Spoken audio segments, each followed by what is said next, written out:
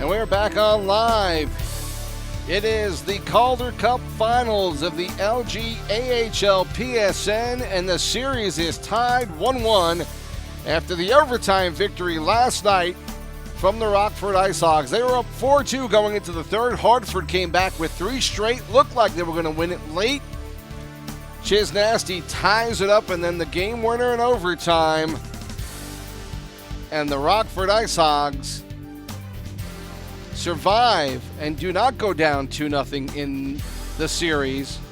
And now with that at 1-1, will it come out 2-2, or will we wind up having someone on the brink of elimination? Hi everyone, T-Sibs, V-Hi, Miranda, we're back again for Game 3 and Game 4 tonight. And gentlemen, we saw a heck of a good game last night that wound up going into overtime, pretty much everything you would ever want from a game in the playoffs.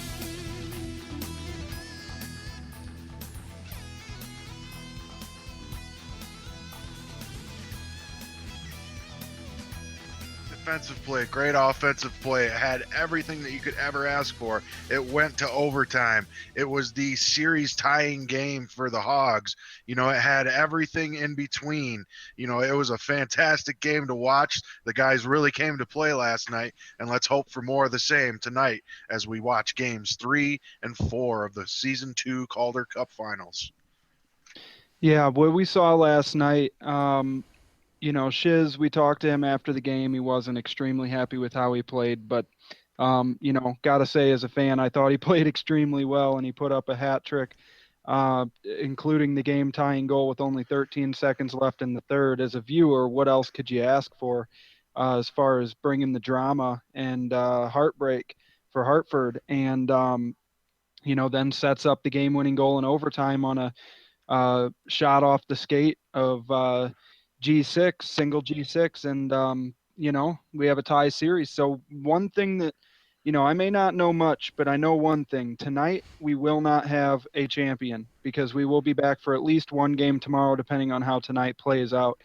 And quite honestly, that just guarantees us one more chance at seeing an incredible game between two teams at the top of their game at the right time in the season. So I'm really excited to get this thing going and see how Game 3 unfolds tonight between these two teams. Should see the big guns out tonight. You're going to see Kraz. You're going to see Hazy Hype. You're going to see Beefy. Going to see a lot of the guys. I'm sure General Patton's in the game tonight. For the Wolfpack. So a lot of stuff to look forward to, and can't wait to call these games. Sibs, what are you thinking?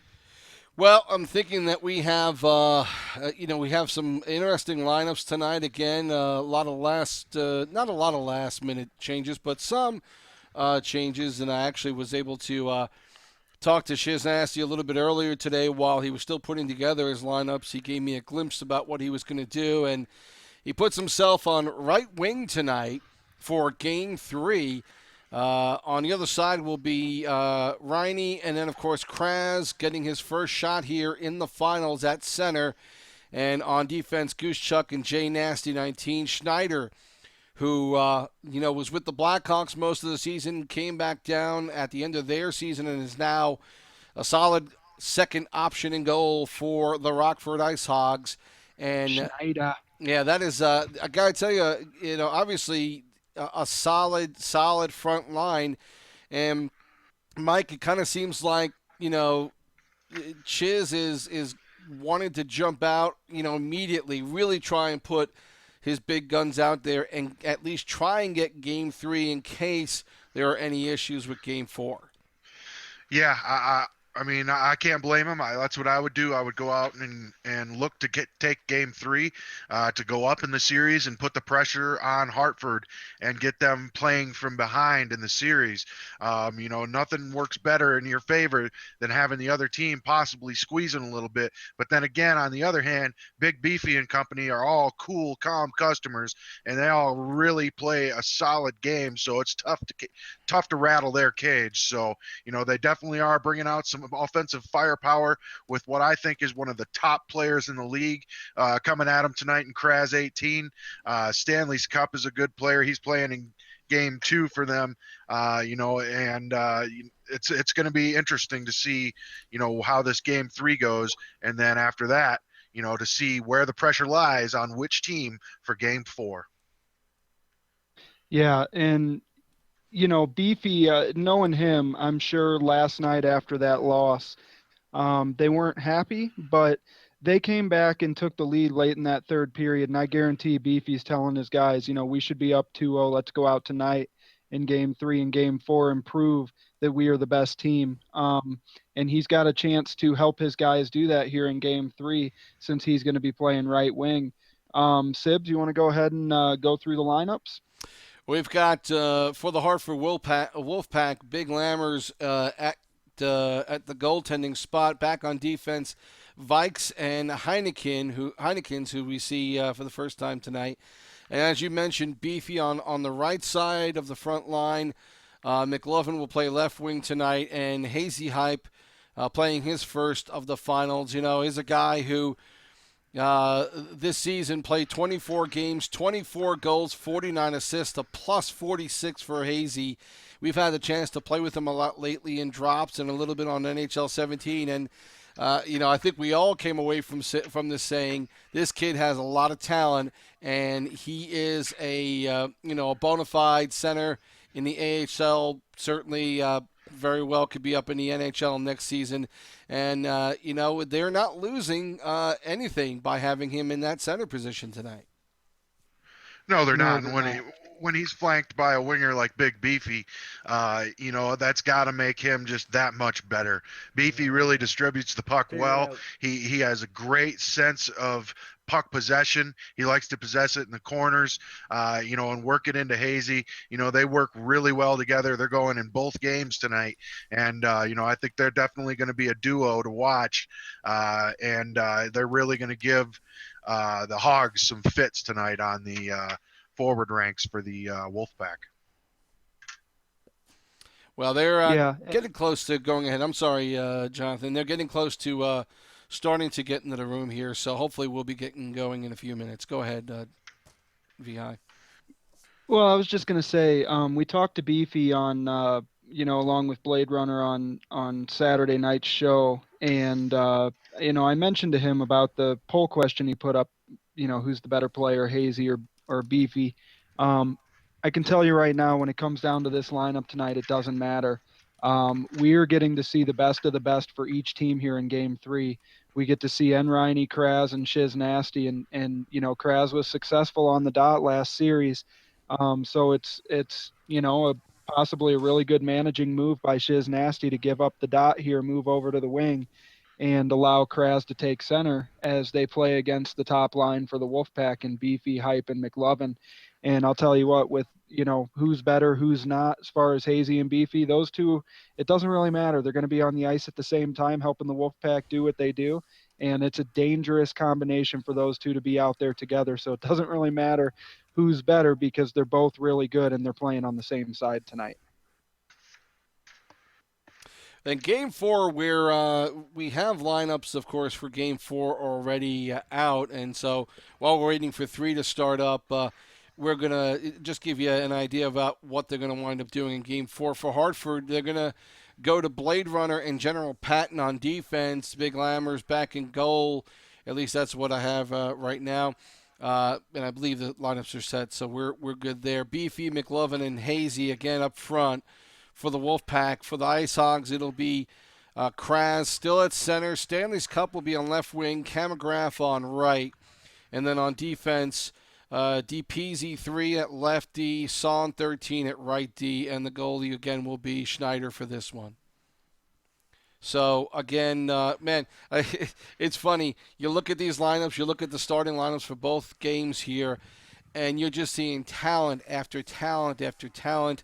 And, doing some of the analysis of this and getting information about a lot of these guys, again, a lot of them coming off of trades. And obviously we talked a lot during the season about a lot of trades in this league happening. But, Game 3, for instance, Vikes came in a big trade that was actually between Hartford and Rockford. Lammers came over in a trade from the Reign. Heineken's from Chicago. McLovin was in a big trade that brought him over.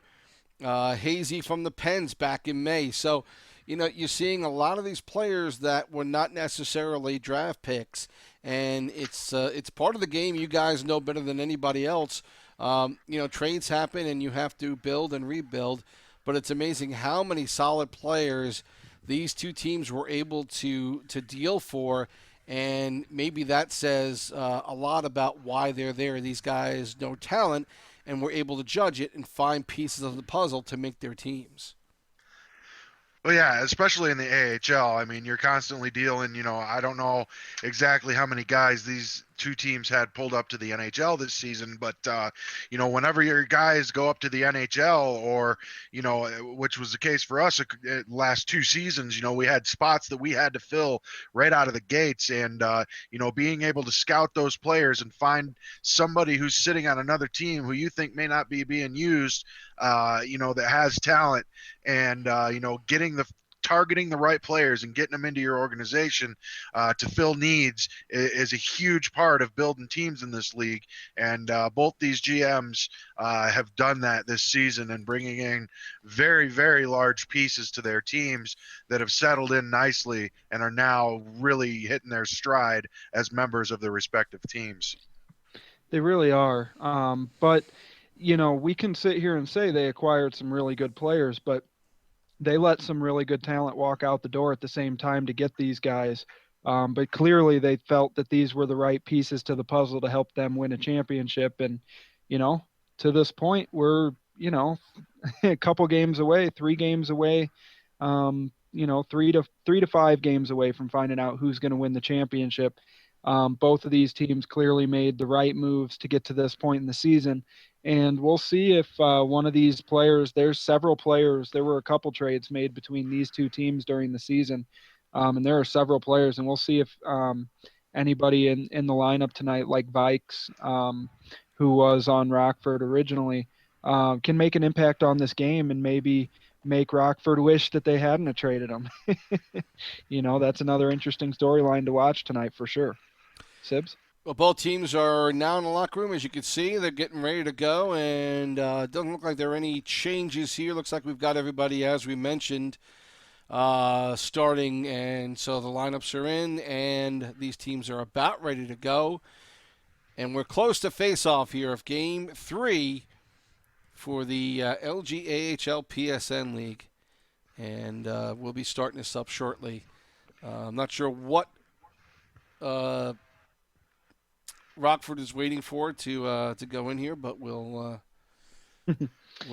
bear with them a little bit. So tonight's keys to the game for the Wolfpack, I believe, with Hazy and Beefy out there, this isn't a game they want to give up. Same with the Ice Hogs having Kraz and Shiz right back out there. But the Wolfpack are going to have to pull that stifling defense out that they had for parts of Game 2 and all of Game 1 to try and put Kraz and Shiz down a little bit offensively and keep them from getting too crazy with the point totals tonight. They're really going to have to clog up the neutral zone like they've done fairly well for most of this series. And, Hayes and Beefy and McLovin are going to have to put up some goals because even with the Wolfpack playing stifling defense, Rockford can put up a bunch of goals. Mike, what are the keys to victory for the Ice Hogs tonight? I think the Ice Hogs really need to contain Hazy Hype and Big Beefy. They need to play solid defense and do what they do, and that's possess the puck in the offensive zone. And we are about to get underway here as Kraz and Hazy face off, and Game 3 is underway. Goosechuck ahead now. Kraz back to the point for Jay Nasty. In for a nice shot by Riney, but Lammers is there. And we get the first shot on goal tonight.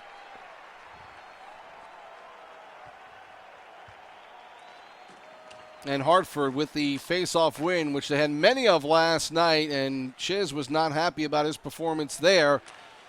And again, Hartford wins the face-off. They take it into the Rockford zone, and now the Ice Hogs start out with it. Wow. They looked close to offsides. That was pretty close play there. Good job by Shiz to get it to the net. or Kraz to get it to the net. Hartford trying to work it out. Riney Just breaks it up, but there is an offside as Kraz tried to get on. We'll call him Shaz and Kriz. Another Hartford face-off win as they start out. Rockford looks like they are pressing in the zone here, and another pass broken up as Chiz tries to work it. Nasty, Jay Nasty. Kraz, broken up by Hartford. Deep in the Rockford zone. Jay Nasty breaks it up and gets it up to Riney. Kraz looking. Nothing in front, gets it behind the net. Riney trying to get a shot. Whiffs on another one, and now the puck kicked out of the zone, and they'll try again. Under 12 left to go in the first period. No score here. Game 3. And Chiz driving in. Hit on the boards. Cannot get a good shot on net, and Lammers covers. I'll tell you what, so far Rockford's forecheck has been really good, and Kraz has done a good job of controlling the puck, giving his guys room to open up as they win the faceoff here and get a shot on net from the D. Lammers a good toe save, and again now a faceoff in the Hartford zone, and Rockford wins it. Another wrist shot by Goose. And we're seeing Lammers get a lot of work right now.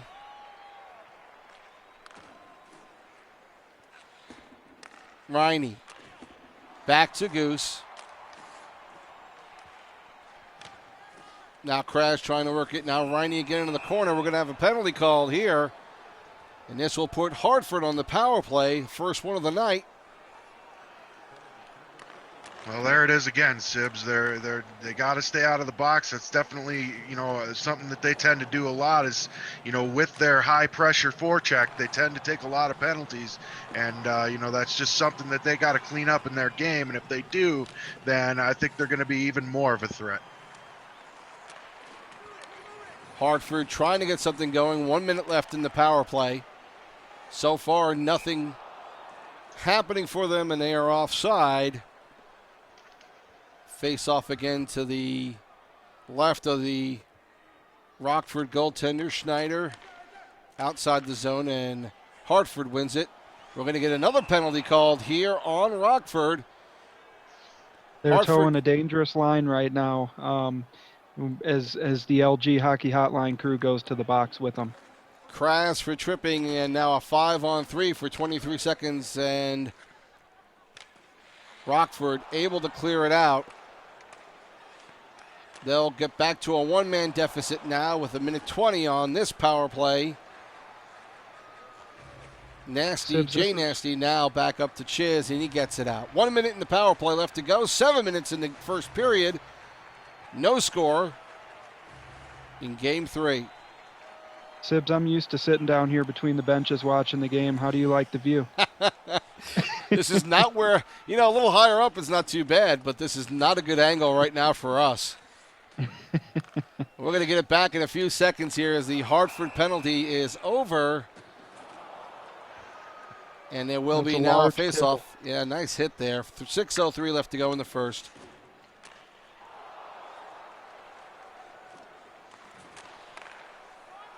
Jay Nasty. Up to Riney, and now Rockford starting out. Goose. Another shot, another block, gets it back. Riney. Missed by Chiz. Open net there, could not get a stick on it. Now we'll have another penalty. They just continue to shoot themselves in the foot, Chiz. It's really unfortunate. They got to really get some discipline in their game here as they're really putting themselves behind the 8 ball to start this Game 3 off again. Hartford trying to work it out from behind the net. The Wolfpack look like they're ready to put some intense forecheck pressure on this power play, knowing that they can't let another penalty pass by without getting a goal from it. Face-off win by Hartford, but Rockford will start out.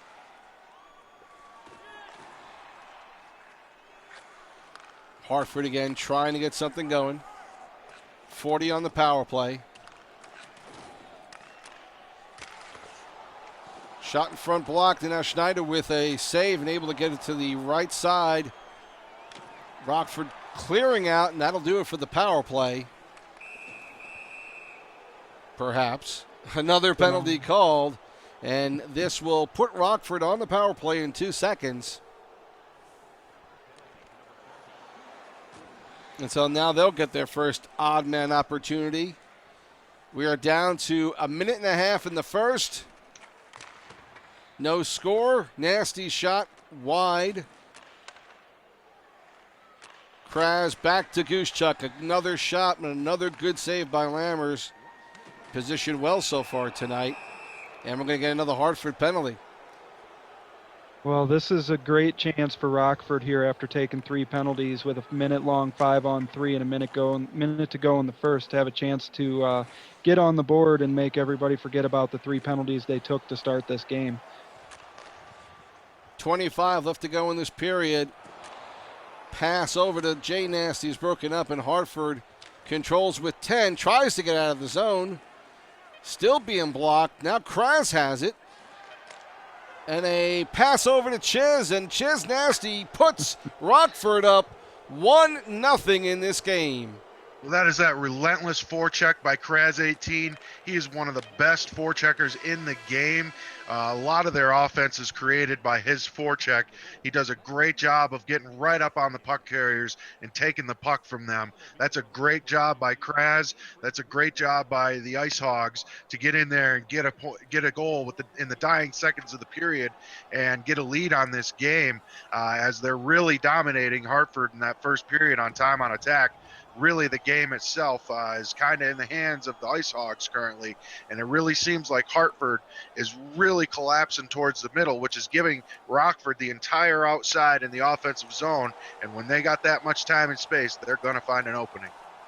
Yeah, and the one stat that stood out to me there at the end of that period were Hartford only had 2 shots on goal on 3 power play chances, 0 for 3 on the power play, and 1 for 1 on the power play for Rockford as the second period puck drops. So Rockford with the 1-0 lead. That was Chiz Nasty from Kraz at 19:53 of the first period.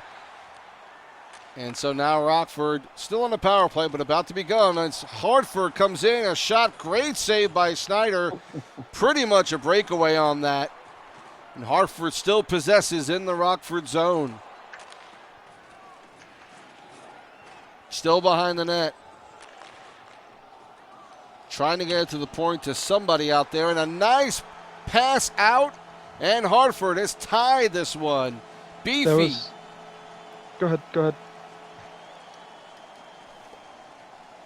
And Hazy gets the assist on that one. And now a tie game with 17 left to go in the second as Rockford is trying to get something back on the board. Good pass to Kraz, but could not get a stick on it. Rockford still controlling. And now Hartford starts out. Did Kraz put some kind of sticky cheat code in here? The puck seems to just stick to him.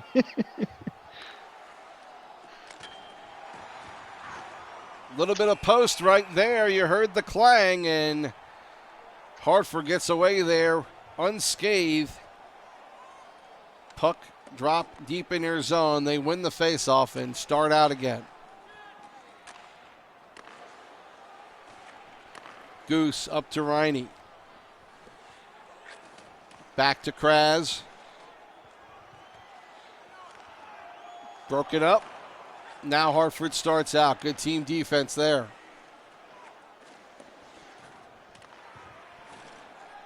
Jay Nasty. Riney again. Trying to beat his man, looking for something. Gets it over to Kraz, but no shot there, and a dangerous puck out front. But Lammers covers. Was that a hashtag board monster? Sure looked like it. Goose, another shot. Save. Riney, the rebound. Another save by Lammers. He is on his game tonight. And Hartford starts out. Be careful with that forecheck of the Ice Hogs. It's costing them a lot of turnovers here, and they're getting awfully close to putting another one in the back of the net. Goose driving in, beats a few men, and cannot get all the way to the net. Kraz has it, looking for someone, and broken up again by that good Hartford defense. I tell you, these guys are just going toe-to-toe tonight. They're playing basically almost a mirror image of the game they played last night. You know, they're really just trading blows here, standing toe-to-toe, and it's going to be interesting to see if the goalies can hold up through all these shots they're getting thrown on them at the current time. Chiz breaks up that pass out, but the Wolfpack control finally get out of their zone and start up. Beefy can't find anybody in front. Now Chiz controls. Broken up again, and now Hartford starts back the other way. Pass up to Heinekens. He tries to get a shot off, but that's no good. Another shot goes wide. Now Hazy will try and move this out. Under 4 minutes left to go in the second. 1-1 the score in Game 3.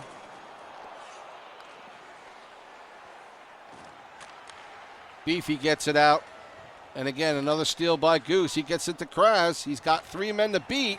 Almost does it. Gets his rebound behind the net. Another bad bounce, but Hartford is there to stop it from going anywhere, and they start back out again. Well, Hartford needs to put some pressure on here. They've done it a couple times this period, but Kraz keeps getting opportunities like he's getting. He's bound to break through. They're playing some pretty dangerous hockey right now. 30 seconds left, and again, Hartford trying to get it out.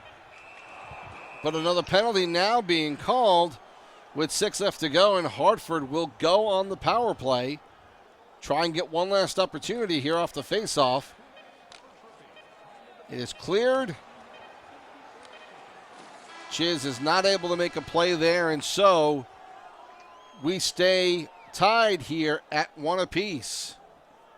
Well, what we're seeing a lot from Hartford is, it seems like the forecheck from Rockford is causing them a little bit of an issue being able to get the puck up the ice. They're making 1 or 2 quick passes, but they're running right into a brick wall. They need to open the ice up a little bit more here, maybe take a couple of defensive chances by staying back on Kraz a little bit with one of their defensemen. And, this period, their job's going to have to be counterattack, because right now Rockford is able to possess the puck in the offensive zone for periods of time and get a lot of scoring opportunities. So we're going to need to see some more of that strong defense this period. Third period underway. Rockford dumps it in, but Hartford will start out now. Nice check by Kraz. Again. Heinekens gets it up for McLovin, but he can't go anywhere. Gets checked off of it, and now Goose flips it in from the red line, just onside, and Hartford will start out again. Beefy trying to make some moves there and gets tripped up. It'll be another Hartford power play. 5-on-3 for 30 seconds now. Boy, they're just begging to be scored on, Sibs. They just got to stay out of the box. And it may sound redundant for me to keep saying this, ladies and gentlemen, but they are taking penalty after penalty in the last 2 games, and that's something that they need to clean up, and they need to clean it up in a hurry. And there you go, right there, a beautiful pass over to McLovin, and he slams it home for his first goal of the playoffs, and it is now a 2-1 Wolfpack lead. I imagine that Shiz and the guys might be talking right now about what's going on, because they've done really well at possessing the puck this game, but there you go, just 1 too many penalties. They've taken 5 of them, and Hartford finally able to capitalize, has a 2-1 lead in a game that Shiz and Kraz and the boys must feel like they should be winning right now. So they need to stay out of the box here. McLovin putting him ahead at 2:07 of the third. Now we start back up again. Hazy trying to get it up front, broken up, and Kraz starts out, and now Chiz. Up for Kraz. Can't get a shot off. Broken up there by Heineken's, or actually Vikes, I think. And now Rockford still trying to get something going. Kraz struggling behind the net. And Beefy was able to break it up a little bit, but now back up to Kuschuk. His shot is blocked, and Hartford starts out again. Once again, we're seeing Hartford just in basically every passing and shooting lane there is to be had on the ice. They're just relentless with their blocking of shots, blocking of passes, and they're just great with their sticks. It's a great job by Hartford, as always, with the passing lanes and shooting lanes, shutting them down. Rockford starting back out again, and they're going to try the right side now as Chiz gets it to Kraz. Back up top to Jay Nasty. Nice maneuver inside, gets it off to Chiz, but Lammers is there, positioned well to stop the puck. Story of this game right now for Hartford is Big Lammers. He's come up huge several different times for the Wolfpack here. He's looking great tonight.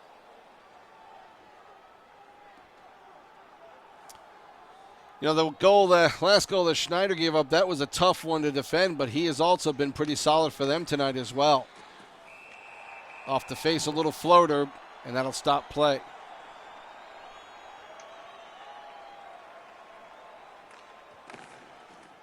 Goosechuck. Riney. Gets in. That one partially tipped, but a goal for Rockford. That's exactly what they needed, Sibs. They needed to get on the board there in a big way, and they were able to get a good bounce and get one to dribble in there and tie this game up in the third period. And we may have shades of game 2 coming our way here as we go 2-2 with 10 minutes left in the third. Rockford coming back now, driving again. Chiz in front for Kraz, and he missed the net, but he had some room there. Could not get it on, and now Hartford starts back under 9 in the third. 2-2 the score. Puck in front. Schneider, a little bit of an issue grabbing it, but he finally does and holds. Face off to his right. Hartford wins, but broken up by Chiz, and now he's going to try and start out. Men are back, and Kraz gets the pass. Chiz's shot blocked, gets it back.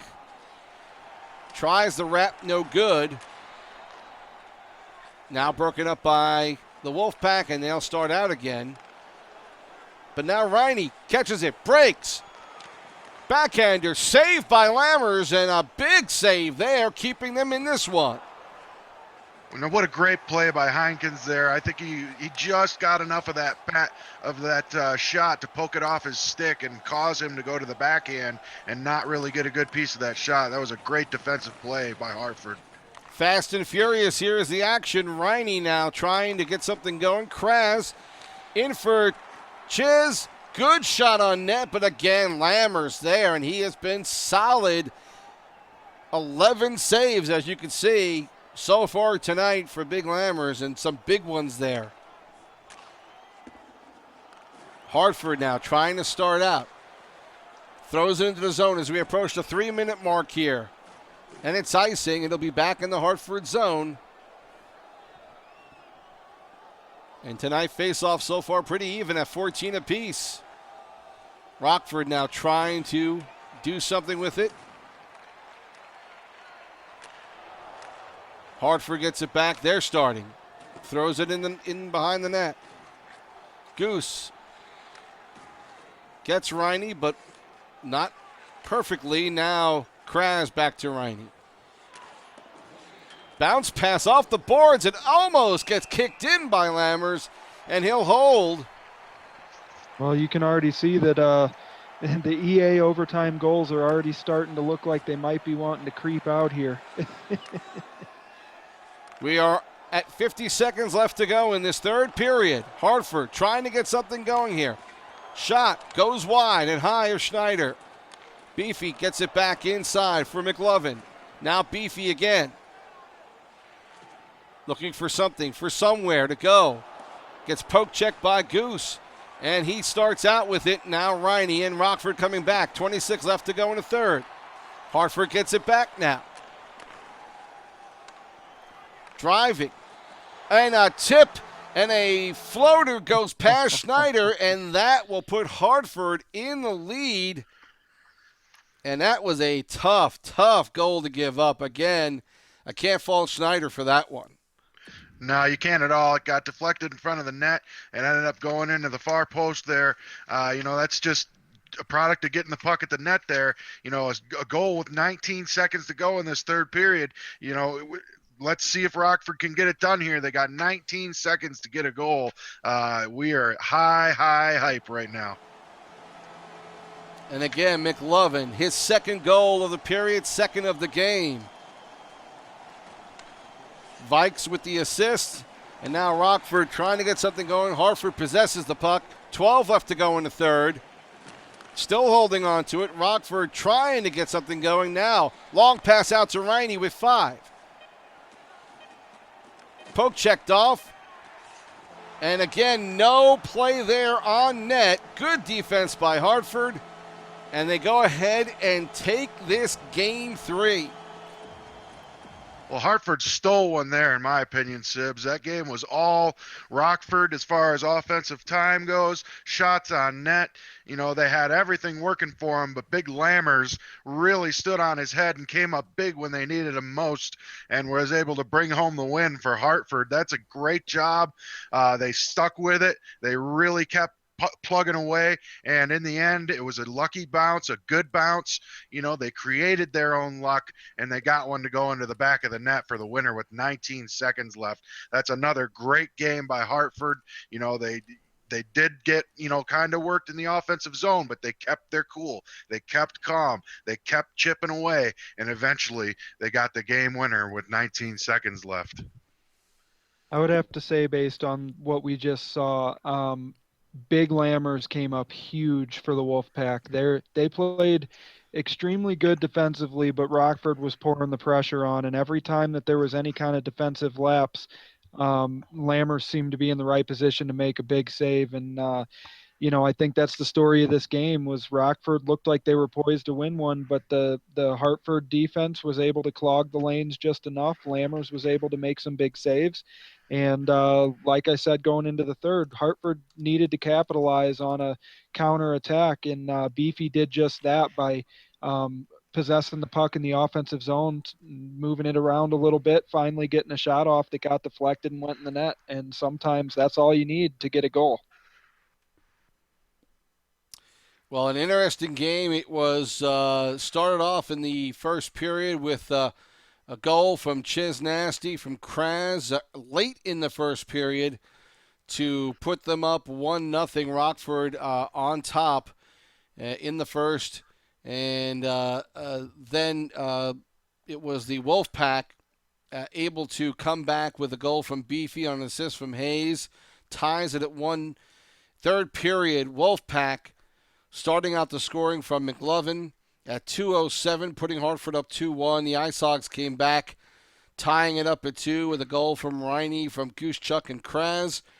And then the final goal, as Mike had said, 19 seconds left to go in the third period. McLovin from Vikes, a little floater that got past Schneider. Tough one for him, but that gives the Wolfpack the victory. And that is it for Game 3. And now Hartford in the driver's seat, I guess you would say. I don't know if you ever really feel like you're in the driver's seat with these two teams playing, but they can go into this next game a little bit more loose and maybe try a few more things on offense. Or do you do that in this series at this point? I don't know. That's a tough call, Sibs. It's Rockford's a team that you don't want to get loose against. That they're a solid offensive team, and I think Big Beefy and the boys know exactly what time it is, and they're going to keep their calm. They're going to stick to their game plan, and they're going to continue to play their style. We could very well see this series going to 7 games as they're trading blows here, winning every other game. So, we'll see what happens in Game 4 here. It could be a big win for Hartford, and they could go up 3-1 in the series. But I would expect that Rockford is really going to bring the heat in this Game 4 and really look to put some points on the board. Yeah, I don't know what the Sibs. Do you have the lineups as Kraz in for Game 4? I don't believe he is. Let's see. Oh, I'm sorry. Yes, Kraz is Yeah. in for Game 4. Yes, he's the only Yeah, one on that front line for Rockford who will still be there. yeah, he's going to want to get right back on the ice after that one too, because he played a really outstanding game.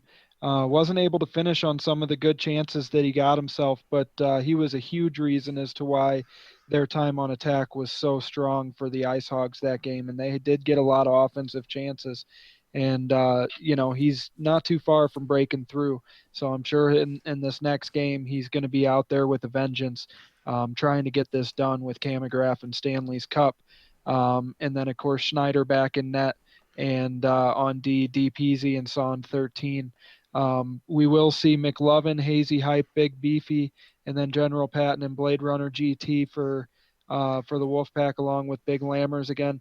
This will be an interesting game because this is now extremely important for Rockford. They do not want to go to sleep tonight down 3-1 to a team like the Wolfpack, and they are 60 minutes away from possibly doing just that. A lot of people thought that this series would be tight. A lot of people thought that it would be good, but a lot of people were picking the Ice Hogs for this series, and so far, the Wolfpack are trying to put those doubters to rest here as they win Game 3 and go up 2-1 again in the series for the second time. Well, it's a little bit of a break now between games, and we will hopefully they will maybe play a little bit sooner, but we'll wait for the start of this one for Game 4 coming up. And what do we expect out of Rockford? What are they? What do you think Chiz is saying to these guys as far as Game 4 is concerned? Win at all costs. Yeah, I say keep your heads about you. Continue to do your thing. They're gonna break through. It's just a matter of time. I say don't get too low, just as you don't get too high when you win games. They got to just keep doing their thing. They got plenty of talent over there. They just keep pushing forward, and I think they're going to even this series up. With a good offensive performance here, they may or may not though.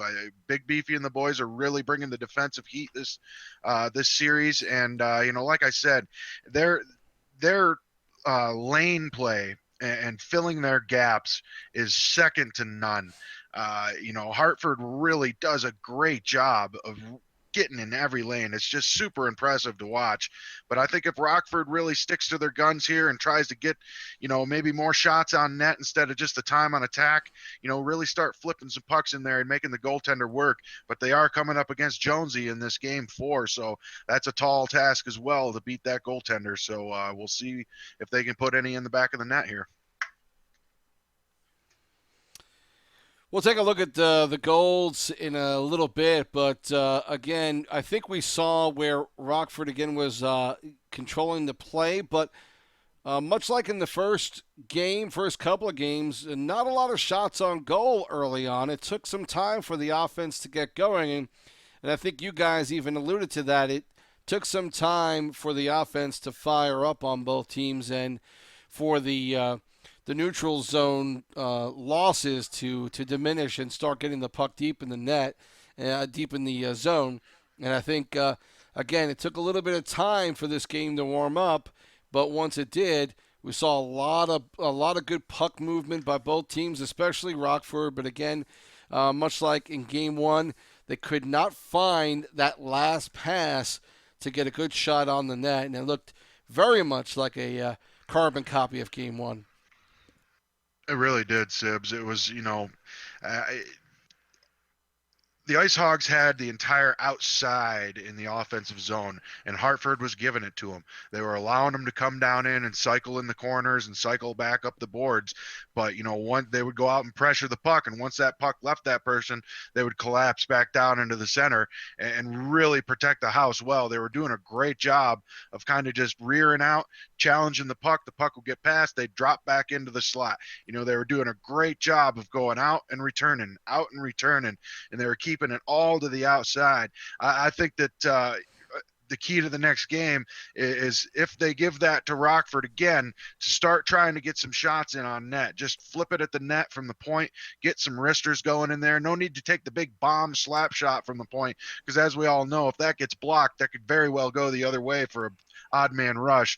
Just try and risk some in there. You got Kraz sitting in the center. He's great at scooping up those loose pucks and putting them in the back of the net. I think they need to possess the puck, but they also need to get a few more shots on net here in game 4. They do. I expect them to come out and attack this game, that's for sure. They're probably not happy with their ability to control the puck in that game, but not get more chances out of it. They're going to match up against a solid defensive pairing in General Patton and Blade Runner GT, but a different defensive pairing. So we'll see if they can find the space that's going to be there, and see if they can get more opportunities put to the back of the net. That's really what they need. You notice that during this playoffs, the Ice Hogs have lost several really close games, and the games that they tend to win, they put up a ton of goals. So, their goal here, they probably want to put up 6 goals this game. I imagine them talking about it right now, like, hey, we need to not give them any breathing room here and put as many in as we can, and try and get some sort of comfortable lead that they can feel good about by the end of this game. They are coming up against Jonesy, and Jonesy's a great goaltender. He's going to really, he's going to test them for sure. He may frustrate them. I think the key is definitely early and often on Jones for sure. You got to get in there and get in his head a little bit if you can. That's tough to do against a goaltender like Jonesy. I believe Big Lammers is in net for the Wolfpack. He's still listed in their lineup here for Game 4. Yeah, he was in there before we started Game 1. I just refreshed again. It says Big Lammers. Either way, very formidable pair back there in net for the Wolfpack. It might honestly not make a difference which one of them you get right now, because they've both had an outstanding season, and then even better the playoffs they've had between the two of them, shutting out the first 2 teams they played in the playoffs in 8 games. They were able to go through and win 8 in a row. So, I think that it's a tall task to try and score on either one of these guys. And if for some reason Jones does end up in net, I expect it to be just as difficult, if not more difficult, than it was with Big Lammers for the Ice Hogs to score. So that's definitely a good battle. Schneider looked really good in that first game too, so I'm looking to see how he bounces back after that deflection goal there late in the game. I'm sure he's ready to get back out there too. Well, while we're waiting for this game to get going, we'll let you get a look at some of the highlights, well, at least the scoring highlights of this game, if all this works out fairly well. As I'm kind of doing this on the fly, we're going to take a look at that first goal that put Rockford on the board.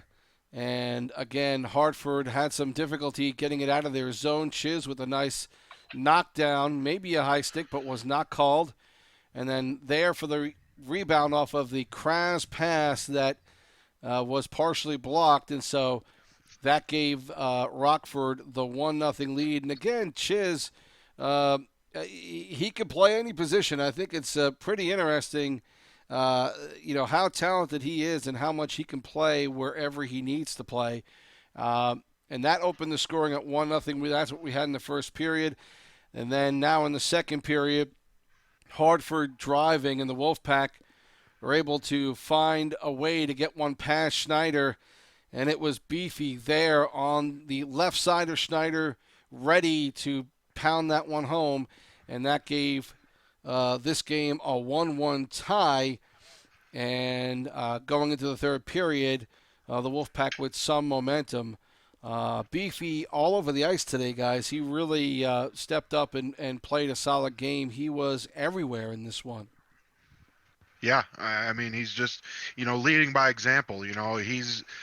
he's great on the forecheck. He's super responsible defensively, and for a winger, that's a rare thing. Usually you got wingers that all they really want to do is hang out and linger around the blue line looking for that quick breakout pass. But Beefy's very responsible defensively. He's great in the offensive zone. He's a real team guy, and he's just been coming up big time after time in the playoffs here, and he's definitely an asset to that Wolfpack team, and they definitely follow his example.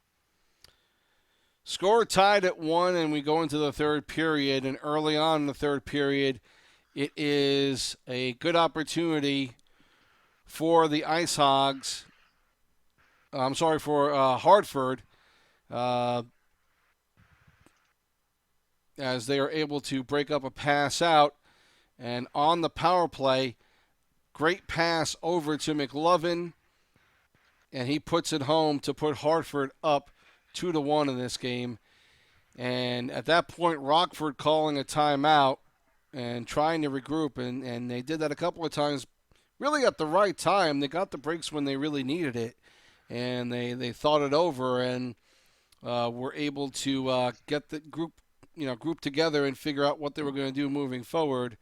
And it was at that point that they went ahead. They went ahead and were able to tie this game up at 2 at the 9:06 mark as we are watching that portion of the game. Rockford again winning a faceoff and able to do much better on the faceoffs today than they did yesterday. Riney with a shot that was partially blocked, but Lammers could not get all of it, and that tied the game at 2. At that point, play went back and forth. We saw a flurry of activity from both sides, especially very late in the game, and eventually too much going on, and it was too much going on in the Rockford zone, and it was Hartford able to capitalize on this one. They were able to really keep it in there. At this point, with 30 left to go, Beefy trying to find something, trying to get the play going. Rockford tries to break out. Again, the good Hartford defense breaks it up, and they find themselves with a good opportunity and a shot that was partially deflected and pretty much a floater put that one at the 3-2 final. And again, even at that point, as we see, Rockford with 13 shots, Hartford with only 8. And that was very late in the game. And, of course, that's something, again, that we've talked about. Not a good situation for Rockford if they are not getting shots on goal, and a lot of them. And this was definitely a situation where they struggled to get their offense, not get it going, but get it to the net. And, again, a very, very late goal by Hartford. And it was McLovin from Vikes at 1941, and Hartford comes away with the 3-2 victory. So now we get to the point where we are waiting for the next game. It's going to be another 10 minutes or so before we get to that one. And so we're going to have to hang tight here and wait for the players to gather. But that's the highlights, the scoring highlights of the game, and we will now move on to Game 4. And Vihai, we again, as we talked about, seeing a lot of the same activity from Hartford defensively. They seem to be right there where the puck is going to be. I don't know if they're anticipating passing lanes well, if they know this Rockford team well enough. What is it that is giving Hartford the ability to really know what Rockford is trying to do on the ice? Well, first off, I think the way that Rockford plays is no secret. So, there's a little bit of that for Hartford here, is that they know what to expect, and Rockford is a team that will pretty much tell you this is what we're going to do, but dares you to stop them, and a lot of times you still can't. Hartford seems to be like a beehive and they swarm around. Imagine the puck is a honeycomb and they're swarming around it constantly in the defensive zone, protecting it and, protecting their nest basically from outward attack. And they just constantly seem to have, if one guy gets passed by, there's another one right behind him ready to poke the puck loose or put a body on him. They're very good with their team chemistry. It seems that they all know where they're going to be on the ice or where they should be, and they're able to get there and help each other out. One thing that I've noticed, and you'll see this with a lot of successful teams, is that they have the ability to trust each other. When Beefy sees a play to go up and wants to kind of dangle around people a little bit to get everything going, everybody knows what he's going to do because they've been playing with him and they're able to get into a spot that they know he's going to be looking. Same on the defensive zone. They know how their defensive pairings like to play, and it seems like the three forwards feed off of where their defensemen are going to be playing, and they do a real good job of not giving too much room in the offensive zone. And I expect you to see a little bit of that here, though. General Patton is a solid defenseman. And so is Blade Runner GT. I do believe that General Patton plays a little bit more offensive minded. He had 16 goals to lead the league for defensemen in goals in the regular season. So, we'll see if that offensive prowess comes out in this game, or if they do shut it down and focus strictly on defense. They're in the driver's seat 2-1 in the series right now. Would love to get a big win tonight. And they saw there in the first game that they were able to withstand a Rockford barrage, and then counter punch for a goal late in the game to take the lead and end up eventually getting the win. So, um, you know, I, so far that strategy's worked for Hartford in this series. So I expect to see more of the same here defensively, just a swarming group of guys constantly making sure that puck clears the blue line, which is another thing they do very well, is make sure that puck crosses the blue line. Well, we are, again, probably about 5 minutes or so away from this game four starting up. So far, we've seen an overtime game. We've seen two of them with very late scoring, the last two especially. But above all, we've seen two very, very good teams playing a finals matchup that you would want to see as a fan. And I got to believe, from what I've seen in the shout box after games the next morning, I think everybody in the AHL, all of us not in the playoffs, are enjoying this immensely and are seeing the kind of play that you expect from a couple of high caliber teams like this. And Hartford, more importantly, is one team for sure that is not, um, for lack of a better term, afraid of Rockford. And I think they are absolutely showing that on the ice. They are going out there with some confidence and are playing Rockford like I haven't seen really anybody else do. I think Rockford in the first couple of series when they lost two each, just weren't playing their game. It wasn't necessarily like anyone else was stopping them. But in this one, I gotta say, Mike, it seems like the Wolfpack are really, really stopping them defensively. Stopping their offense and playing great defense against this really high-powered Rockford team. Yeah, I mean, they they're playing them like they have everybody all season. They haven't changed their game. They haven't changed anything about what they do. They just, they're steady, they're calm, they're cool, they're collected. They just cruise right along, just business as usual. And that's a super rare thing to have with a team, especially when it's 17 guys, and they just they're really gelling, and they play the team game, and they're not letting the the talking about Rockford and Rockford's offense and this and that. They're not letting any of that get through to them. They're just sticking to their game plan. They're playing it like any other game they always have, and it's really working for them. They just play a great team game, and you got to play a team game to win in this league, as everybody knows. One guy can't just win you the championship. It's not going to happen in LG. So they're kind of following it to a T, and they're doing a great job. Again, we are awaiting the start of Game 4, an exciting final in Game 3 of 3-2 for Hartford over Rockford. They take a 2-1 lead in the series with Game 4 about ready to start in a few minutes. Again, the starting lineup in Game 4 for Hartford will again be Big Beefy and McLovin on the wings with Hazy Hype as their center. On defense, it'll be General Patton and Blade Runner. And Big Lammers still scheduled to be in net, which is what we expect for Hartford. On the other side for Rockford, it'll still be Kraz at center, but he will get 2 new wings in this one. Stanley's Cup on the left wing and Camegraph on the right. Camegraph coming in a big trade earlier this season, has gone on to score 40 goals, 26 assists for 66 points in 17 games. He has a plus 42 on the regular season.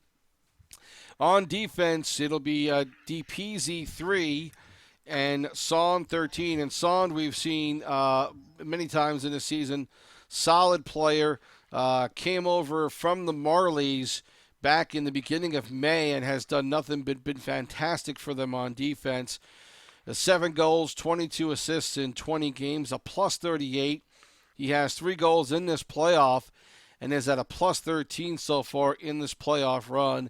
And again, another solid pickup for the Rockford Ice Hogs to make that defense even tougher.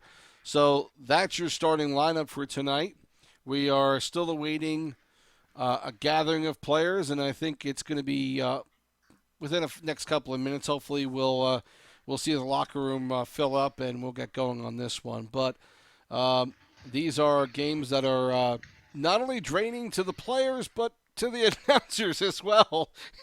This has been a lot of fun to watch, and to be able to call these games, and we're glad you guys are enjoying them out there. But again, final thoughts before we get going here. Couple of key items for each one of you. Let's start with you first, Vihai. What are the 2 or 3 keys that are important in this game to look for?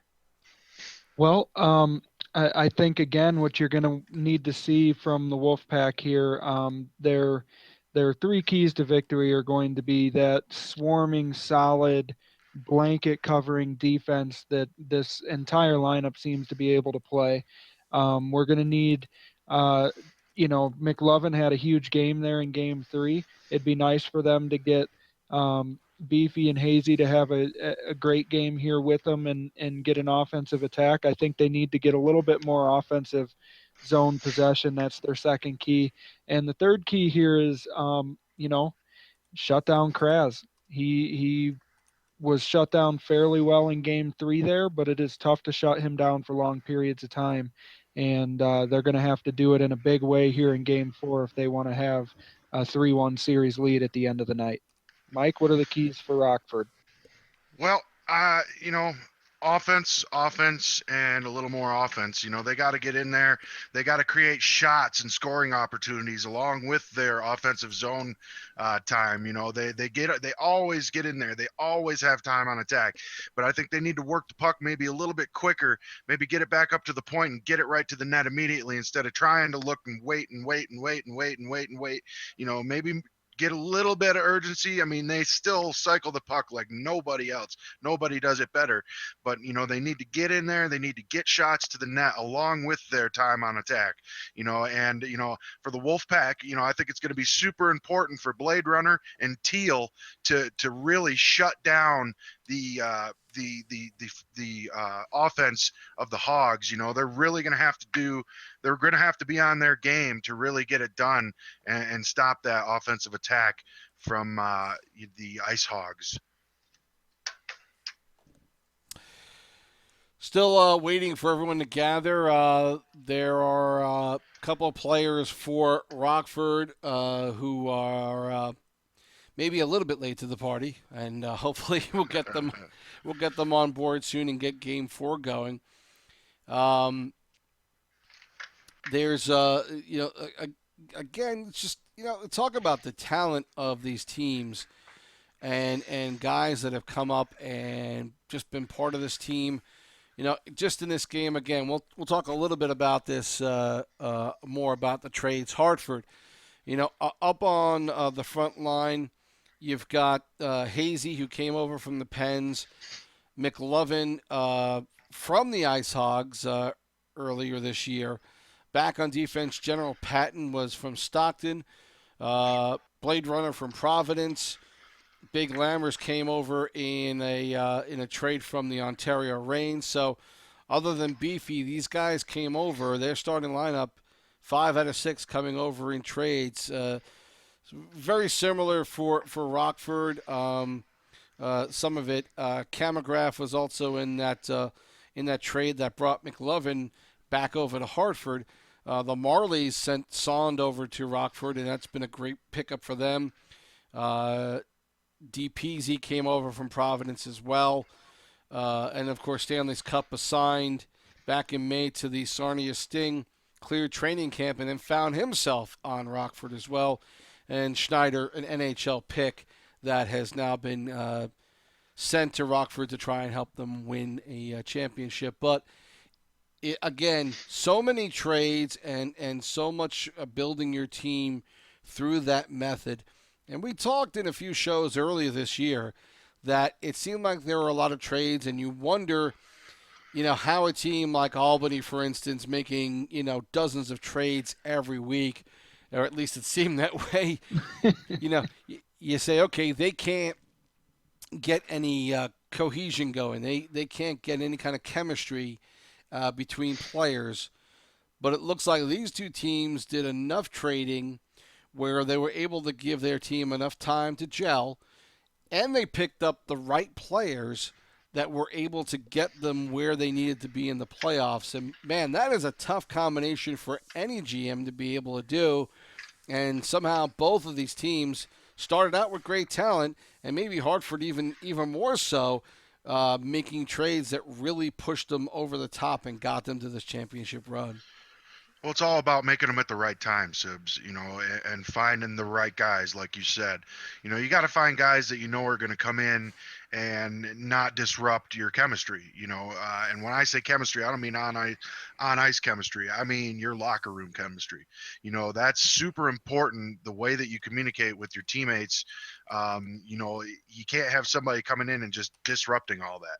You got to have cohesion within the room, and that translates to cohesion on the ice. And when you bring in certain guys, you target certain players. You may know that player from another league, or you may have played some games with them at another point, or you may like the way his stats look. There's all sorts of things that come into play when you're deciding to trade for people. And they've both done a really good job of targeting the right guys, not only good players but good people, so they didn't come in and disrupt their locker rooms. They just came in, sat in their spot, and did their job. That's all you want anybody to do, is just to come in, ask what's going on, feel their way through it, see how the team plays, and do their job. That's it. That's all you can ask from players, and they've gotten players that have done exactly that. We have some time here before this game gets going. Let's dig a little deeper into that and talk about the training camp rosters this past season. And obviously we started up a CHL, and so there were teams for a lot of these guys to go to, but there are still plenty of training camp roster players out there. You guys, as GM and AGM of the Bears, certainly understand the need for talent, but also the need for personalities that fit in. And I'll throw this out to Vihai first. How do you feel? How did you feel this past season, season 2, with the quality of player? And I'm not just talking about the ability, but the personalities of the guys that we were able to work with on the training camp roster. In general, how did you feel about season 2 compared to season 1? Well, I felt that there was more involvement this season, league-wide from the training camp. There were more people contacting their teams wanting to play. I think that the CHL was a big reason that the training camps were so good, was that a lot of those players were able to stay active this season. And we saw that, you know, like Rockford, they had to make sure that they had some training camp guys because through the first couple rounds, they needed some ECUs off their lineup so they could get a team on the ice. I, the training camp is a good thing. It's nice as the league is expanding here that um, we're going to have a hopefully a larger CHL next season. So a bigger group of these guys will be more active and aside from having to get rid of people who signed up and then never made contact, I felt that the training camp was actually a valid place to find players this season. There were a lot of late signups. There were a lot of um, solid players in the CHL down there. Some teams were lucky enough to have some CHL owners who they couldn't call up full time, but were very good players and were able to ECU them every once in a while too. So compared to season 1, I thought it was much better, though I do think that there can be some more improvements between communication of training camp with management and things of that nature. Mike, what was your experience with the training camp this year? Well, I mean, And I'll be right back. the training camp is the training camp. This season we were able to call those players up. It's going to be an entirely different ball game next season when you cannot call prospects up to your roster full time. You won't be able to do it. They'll have to have amateur status in order to play for an AHL squad full time. So but training camps are huge. You got to have those players, and you got to know you can rely on them. You got to be able to count on those guys to come up and get the job done. And it's super important. And I guess this year the one thing I noticed, the big thing, is that there wasn't a lot of demands being made like there was last season. Guys getting assigned to the training camp. Oh, you need to play me. I'm the best player in this game. Mm. I'm top 5 in OTP. It's like, well, good for you. OTP means nothing. You come into this league, OTP is child's play compared to this league. So, a lot of guys don't understand that. They think that if they're good in OTP, they can come into this league and dominate. And that's just not the case. Most guys that you see talking all that barely even make a CHL team. But, it's all about communication. Definitely. It's all about getting in touch with your owners or your GMs, letting them know you're there, running games with them. And it comes up in huge spots. Like right now, there could be an ECU coming for one of these teams, which is why we're running a little bit behind here. So, we'll be interested to see what happens here because those guys are definitely going to be coming in handy and coming into the mix right now. So, this is what they're there for. This is why they're there all season. This is why you have to keep in touch with those guys because they could come in at a pivotal moment in your season and save you.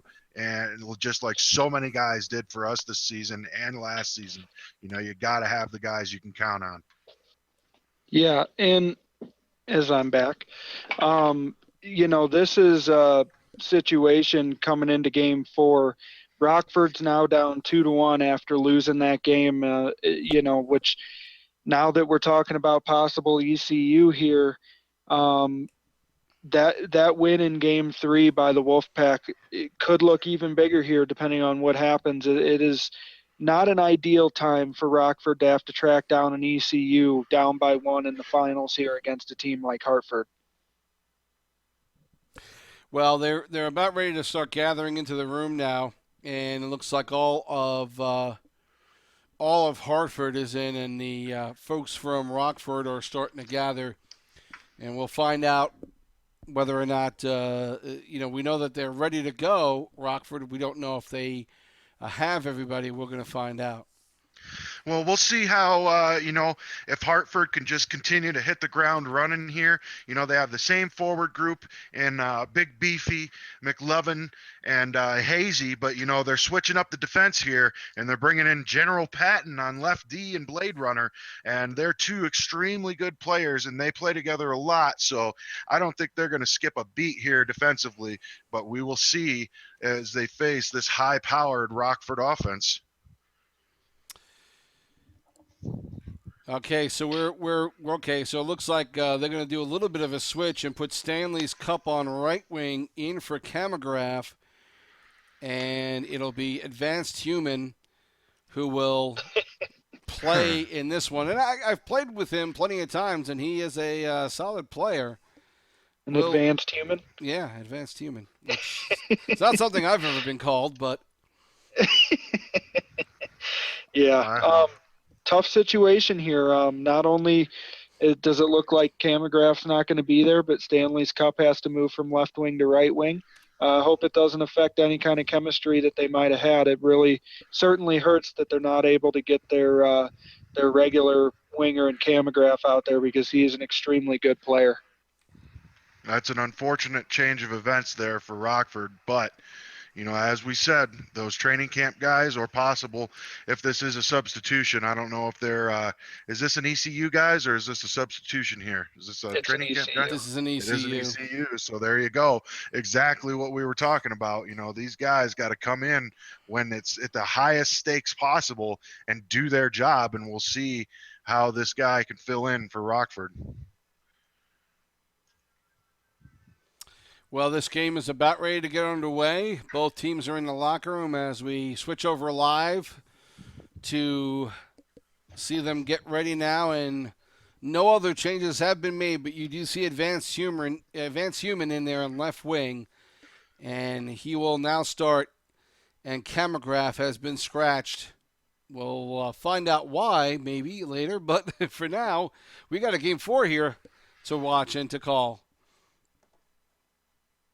Yeah, this is a pivotal game here. Got an ECU on the line, and we could have a 2-2 series, or we could have a 3-1 series about to be wrapped up tomorrow. You never know what's going to happen. So I can't wait to see how this one plays out. I'm sure Rockford's going to do their best not to let that affect them, and they're going to come out firing on all cylinders. Well, again, we're about ready to get going here with this one, and hopefully we will not have any more stoppages of play. And this game is about ready to go as we come off of a timeout here. And here is the opening face-off for you of Game 4. We're underway finally. About 15 minutes late, but Hartford now will control the puck and move it out. Drive, a 2-on-1. Nice stop by Schneider off a Hazy Hype shot. And right away, a odd man rush for Hartford puts them in a face-off in the Rockford zone. Shot blocked by Son, and he'll start out. Advanced Human trying to work it, but broken up. Now Hartford back in the zone again, and deep easy breaks it up. Son struggling a little bit there. McLovin trying to work it in. Son has it back now. Peasy. Up to Kraz. Broke it up again by the Hartford defense, and it'll be dumped into the Rockford zone. Controlling it. Now a shot and a save by Schneider. And he'll hold.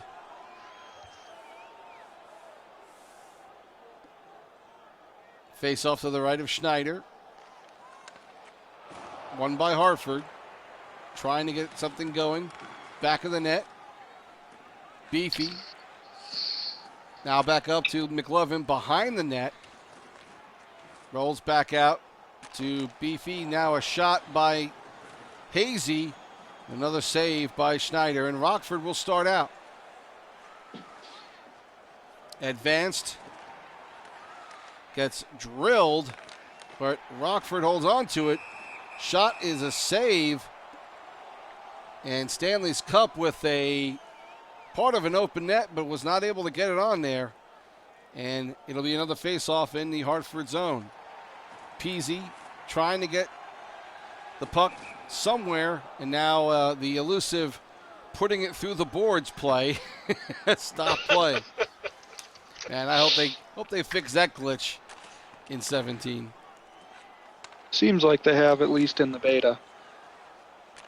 Shot by Peasy is intercepted, and now Hartford out. Under 11 left to go in the first period. No score here. Game 4 of the Calder Cup Finals in PSN.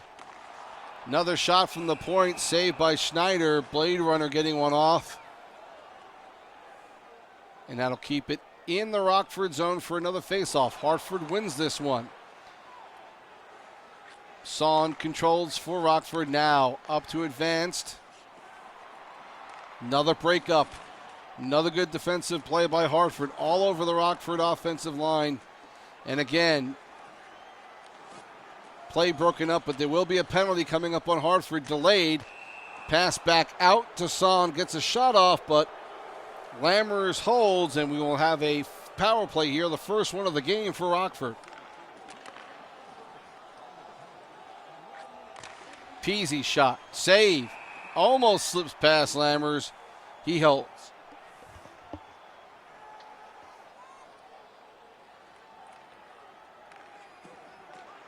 Human comes away with it. Gets a little bit of a wrist shot on net. And again, another break in the action as Lammers will hold on for a face-off to his left now. Another Rockford win. Kraz. Back out to Peasy. Shot is blocked. Kraz again behind the net. Comes out front. Looking for someone. Finds no one. And Hartford clears it. 35 left to go on the Rockford power play. 6:35 left to go in the first period. Stanley's Cup. Kraz. Broken up. Hartford now moves out.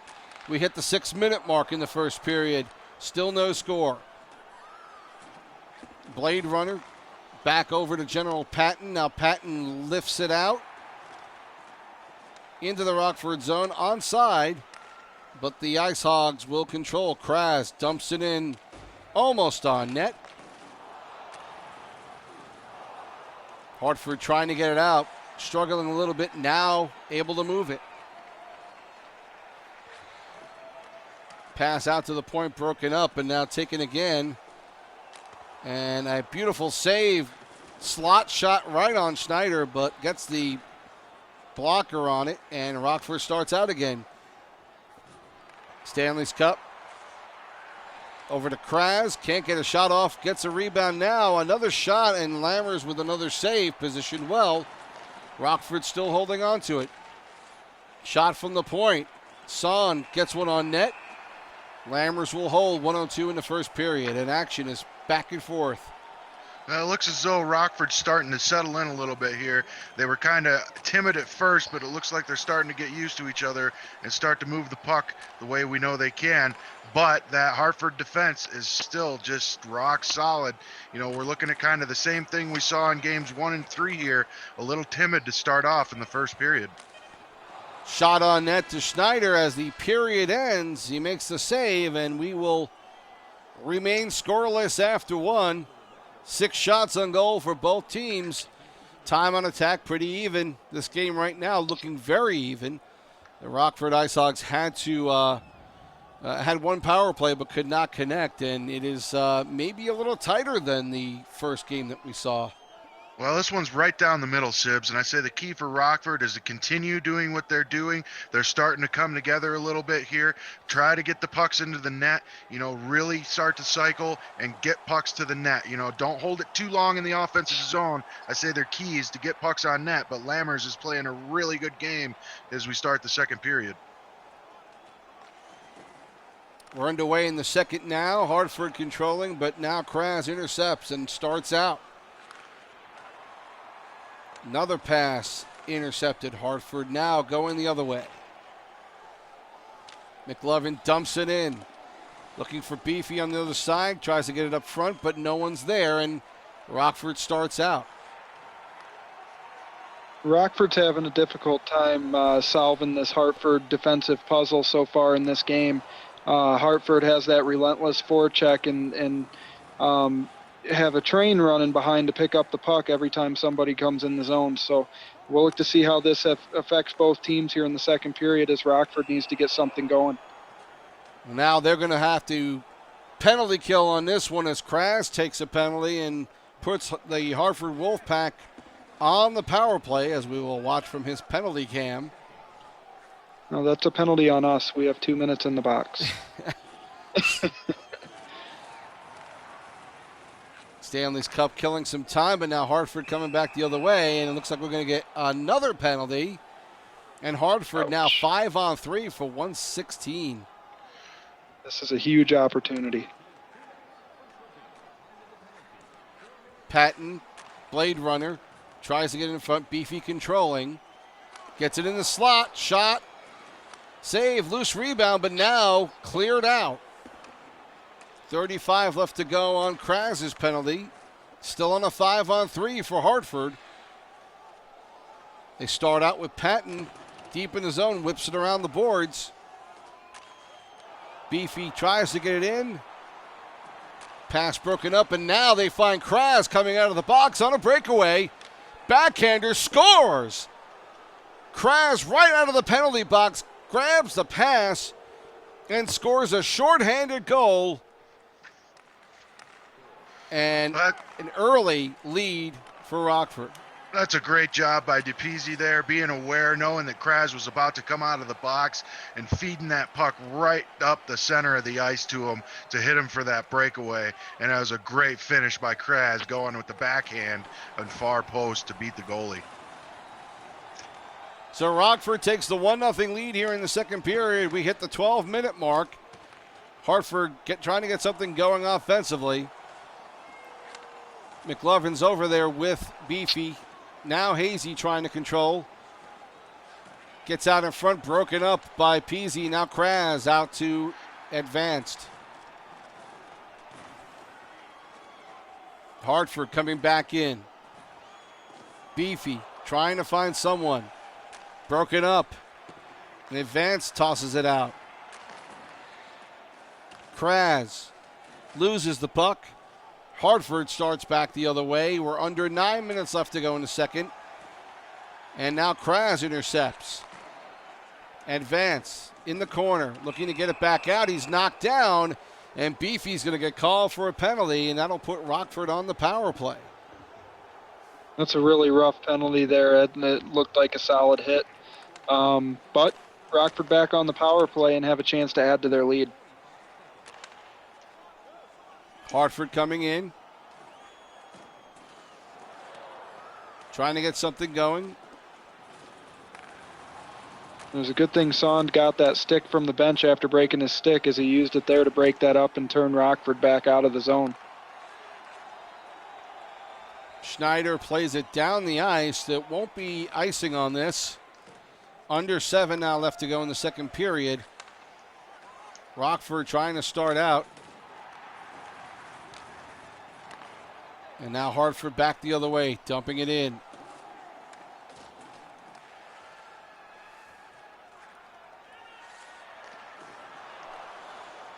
Hartford trying to get something going here. McLovin back over to Beefy. Dumps it in.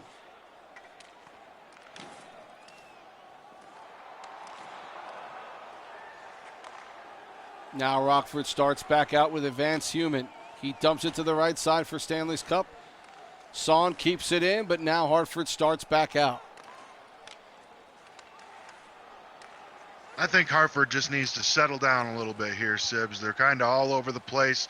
They need to start getting in there, getting set up, and start making a couple of passes instead of just trying to do it. Seems like they're trying to do it by themselves right now. I think they need to just kind of get in there, get set up, and get some quality shots on net. Tries to get it over for McLovin for a shot, but he misses it. Now a loose puck in front of the net, and that shot goes wide for McLovin. Beefy tries to get it in front, but he can't get it on. And now Son grabs it, puts it out for Stanley's Cup. Now Kraz, 17 left to go. Kraz, shot blocked. Human trying to get it, cannot. It gets out of the zone. And now Rockford tries to throw it back in, but it's an offside with 1.7 left to go in the second period. And for whatever reason, did we lose anybody here? Can't tell if I don't think we lost anybody on the Rockford side. Looks like we have everybody there. Yeah, it doesn't look like we've lost anybody. It could have been an accident too. You never know what happened there. Tough time to be taking a pause on that one. Hopefully 60 seconds. Yeah. I don't know if calling a timeout's worth it at that point, but the period has now finally ended in the second, and we have the Ice Hogs on top. And again, now Hartford with a time differential on attack, almost a 2-minute differential in favor of Hartford. Shots at 7-all, but that goal by Kraz, a shorthanded goal at 6:05 in the second period from DePizzi, giving the Ice Hogs the 1-0 lead. The Wolfpack are going to have to do a good job here of continuing to break up these plays with Rockford. So far, they haven't been able to get much going offensively, have had some solid opportunities, but if they keep up the defensive play that they've had and can turn their offensive knob meter just up a little bit, they'll find themselves hitting the back of the net here very soon. They're playing very well as they out-time on attack Rockford. Nice save by Schneider as the puck went back to the point. Shot to his left side, but he got over and stopped it. Rockford dumps it in. This will be an icing on them. And Hartford showing some pressure right away in the third period, trying to tie this one up. Face-off won by Kraz, and now he starts out. Stanley's Cup loses it. Rockford will try again. Kraz. Human shot, and it's in. Lammers went to his left, slid a little bit too much. An advanced Human has now given Rockford a 2-0 lead. Time to go here for the Wolfpack. Pressure still on from Rockford now after the faceoff. Kraz circling. Looking for a point, now gets it back out to Stanley's Cup. Now Son flips one in just wide of the net. Advance, now back for Stanley's Cup. Now back over to Advance, gets it over to Kraz. His shot is blocked, breaks his stick, and now it's back out. Hartford coming the other way. They've really got Hartford all out of sorts here, Sibs. They got them chasing in the offensive zone. Hartford needs to just settle down and stick to their positional hockey here and just regroup a little bit, and they'll be just fine. But they got to regroup, and they got to regroup now. Offside now, and a timeout being called, I would presume, by Hartford as we see them struggling. So Advanced Human putting Rockford up 2-0 on that one, and don't have any official scoring on that, but I believe that came from Kraz, and we'll have to check that out later on. But the ECU for tonight, Advanced Human putting the Ice Hogs up by 2 now in this third period.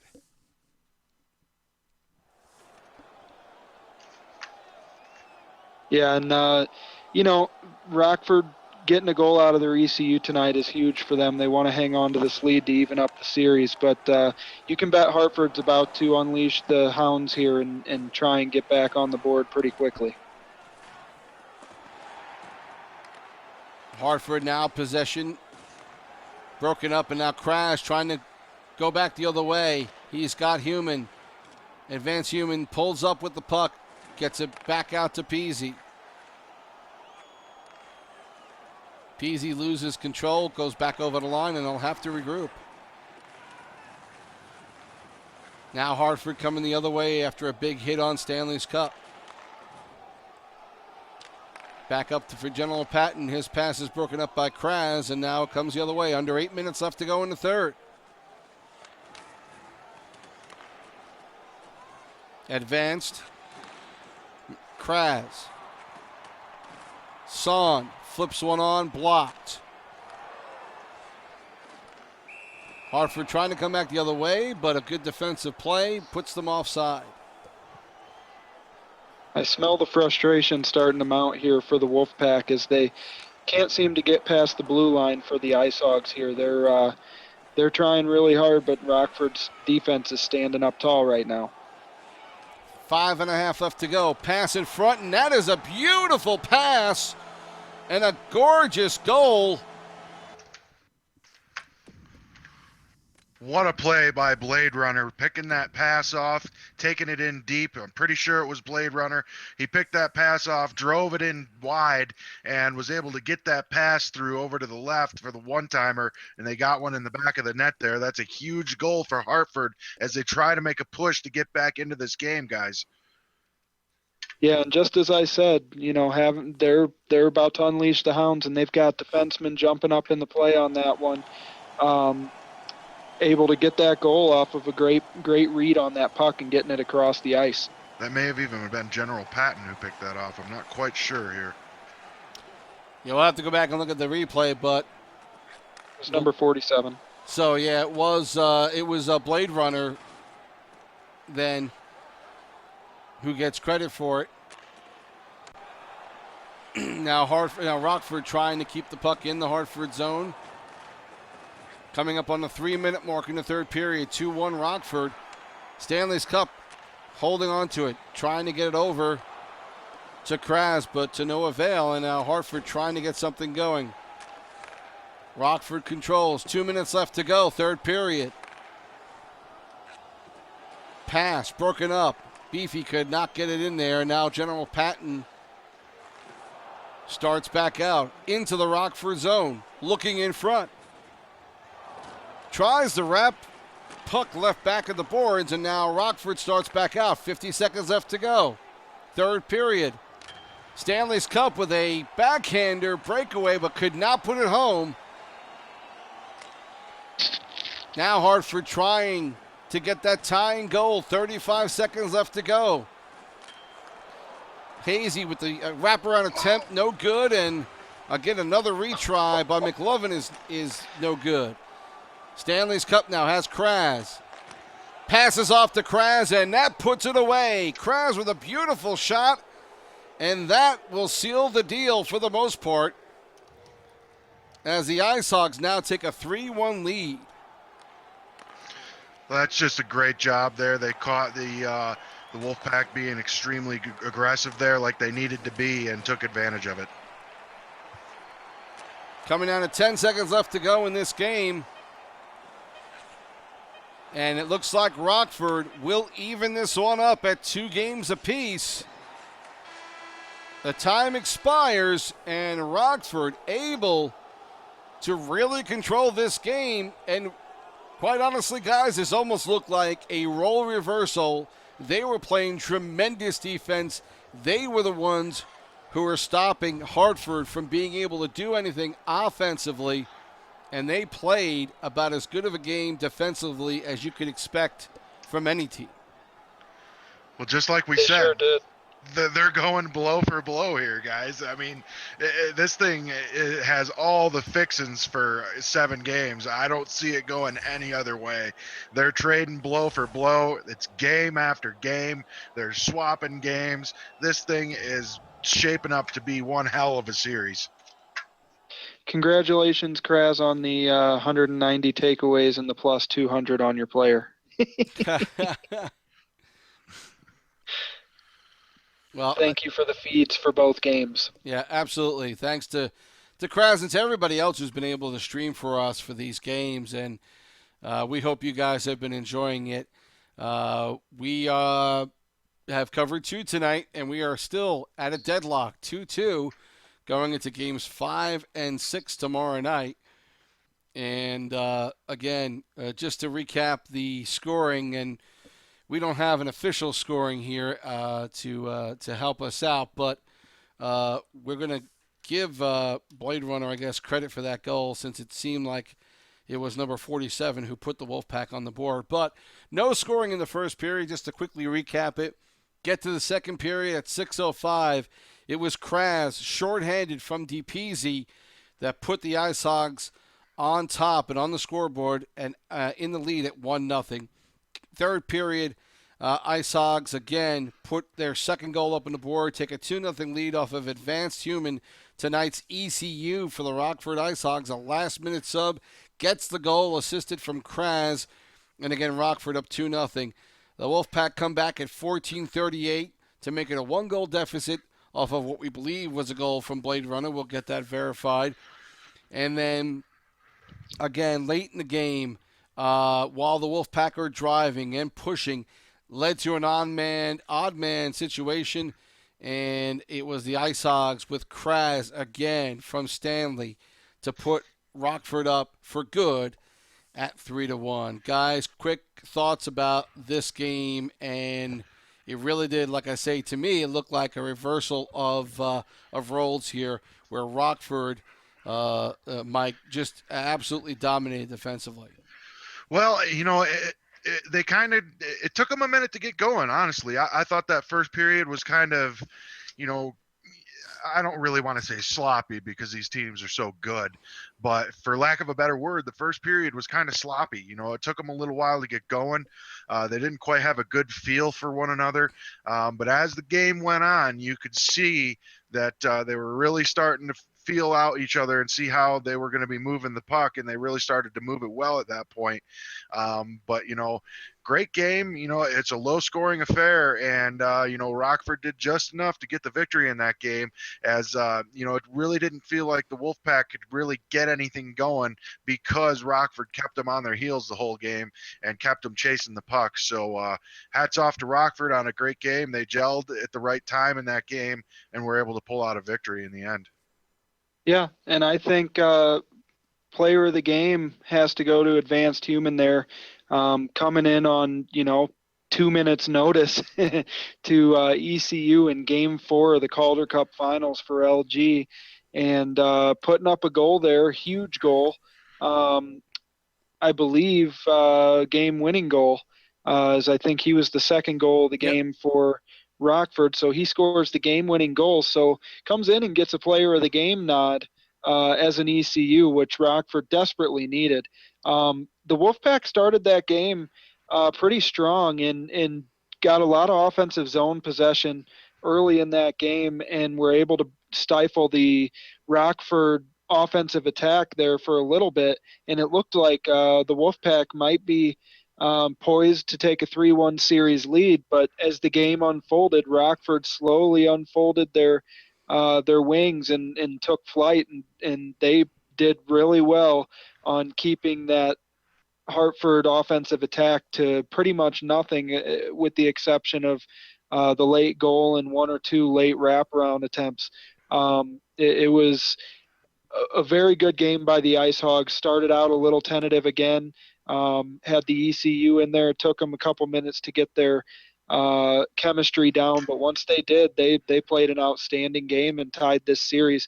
And I'll tell you what, that win couldn't have come at a better time for Rockford, as they lose Game 1 tonight and have to think about going into Game 4 trying to tie it. They get that done and can go to sleep knowing that they won Game 4, tying the series. And the Wolfpack, who started the night on a high by winning Game 3 and taking a 2-1 lead, had the chance to go up 3-1, but weren't able to get it done. And now they've got to go to bed feeling a little bitter, even though they won a game tonight, because they lost the second game of the evening.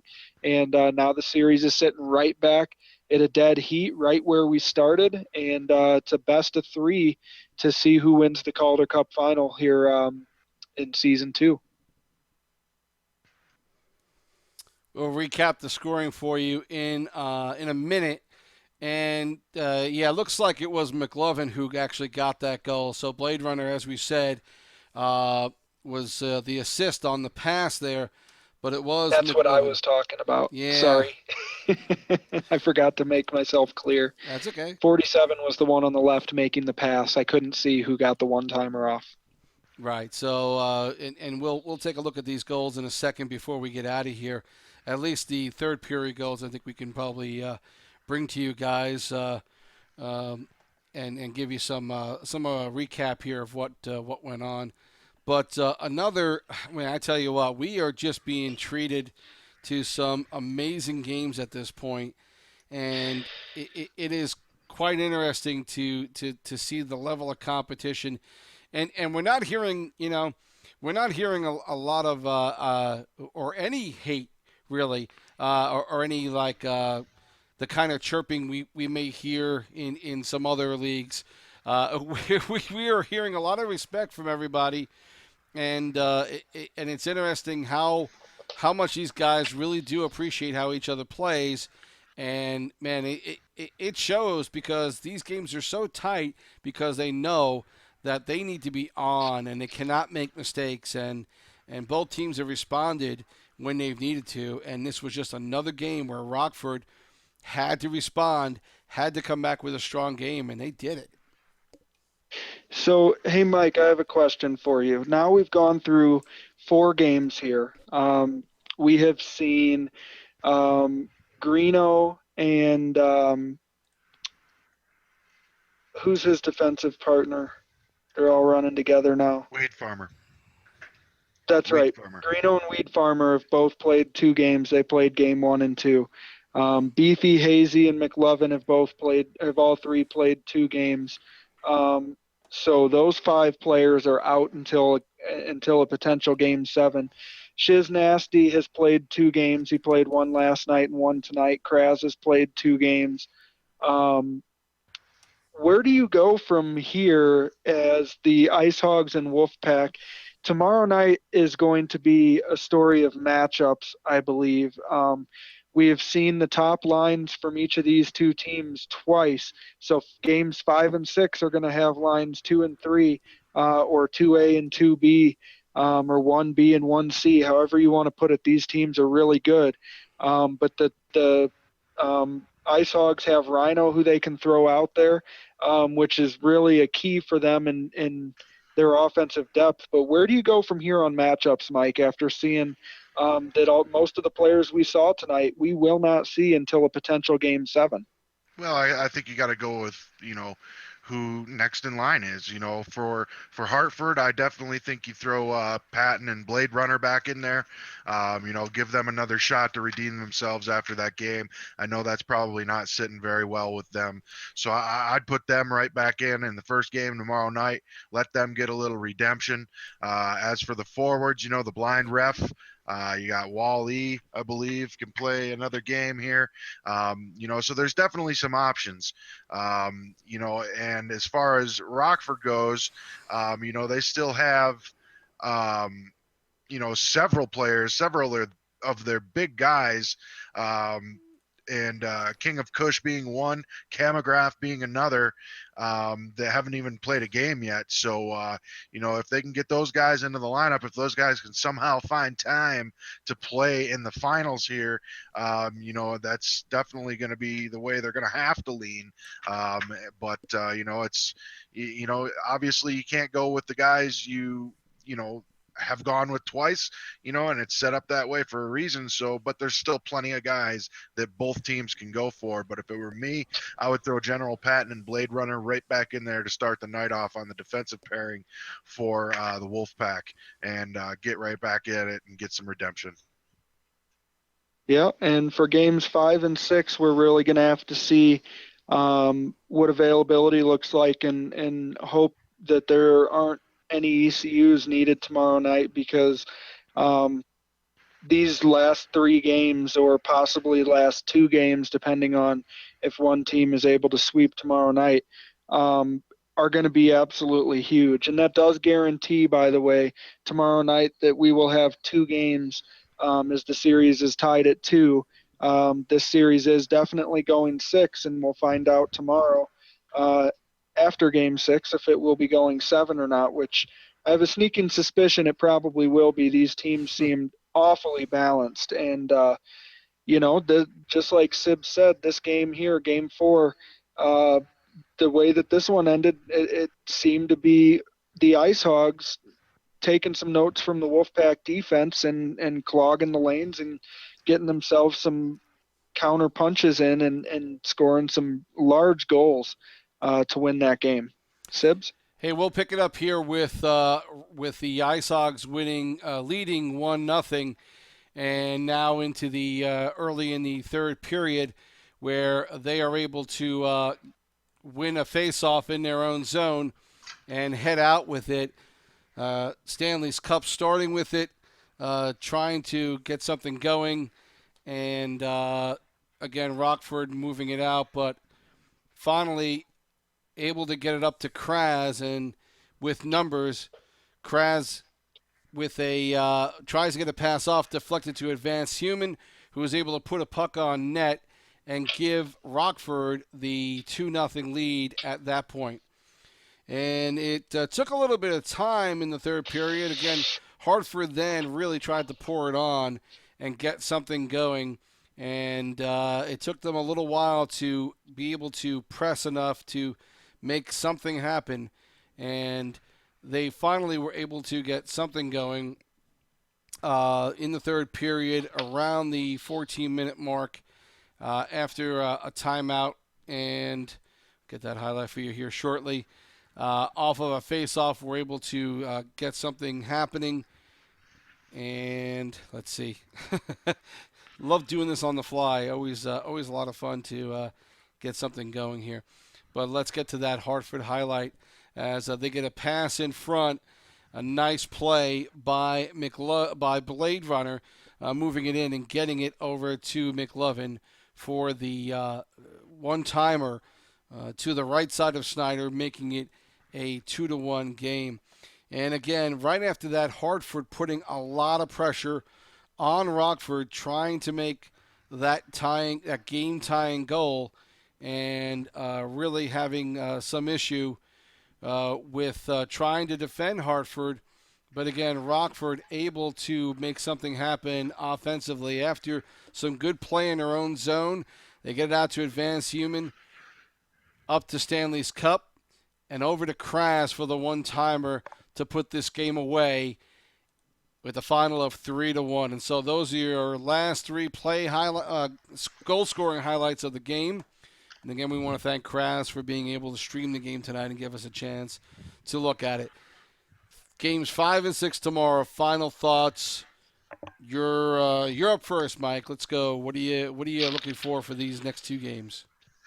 Well, more of the same. I think it's going to be exactly more of the same. It's going to be, tight defense played by Hartford and, forechecking offense played by Rockford. It's, I think the Wolfpack just need to settle down a little bit, not get so amped up. It's only one loss. They won the first game tonight. They split them tonight. It's no big deal. Regroup, come back ready to go to work tomorrow night. The one thing I would say is the shout box probably isn't the best place to go to when you lose when you come up with a loss. You probably don't want to go there first because, as we all know, emotions are running extremely high. Mm-hmm. I've almost made that mistake myself several times, but it'll all work out in the end. Both teams are supremely talented. General Patton, Blade Runner, I expect them to be out there on the defensive side tomorrow night for the Wolfpack. And King of Kush, Camograph, we got to get you in a game here, boys. So we expect to see those players tomorrow night, and we expect to see more of the same between Hartford and Rockford, I think. Jonathan? Well, Mike did a good job of highlighting that stuff between the two teams and what we expect. As a viewer, I'm not asking them for anything except for what they've already been doing. I know Mike just made a comment about losing and going to the shout box. It's really a tough situation because these games mean a lot to these guys, and they've worked all season to get here. So I understand the frustration, but from where I'm sitting, this is great. The tensions running high to me only means that we're in for some really good hockey tomorrow. So I can't wait to watch both of these games break down, see what availability is like. Can both of these teams get their guys out there? And, hopefully they can, because I want to see the best play the best. And we'll see how it breaks down. I expect tomorrow to be two more very close contests, and this series could still go either way. So I'm really looking forward to it for sure. Thank you guys again for listening to the broadcast tonight. We enjoy doing this. We've had a lot of fun this season, and down to a maximum of 3 games left in season 2. We have 2 tomorrow. The season could end tomorrow, but it's been fun thus far. So we will see you tomorrow night. Again, another couple of good playoff games tonight. And my thanks to Viheim or Anaconda. This is T. Sibs. Happy to bring you games 3 and 4. Series tied up at 2-2. And we will be back for tomorrow night's games. Glad you joined us. And we will see you tomorrow night at 9:30.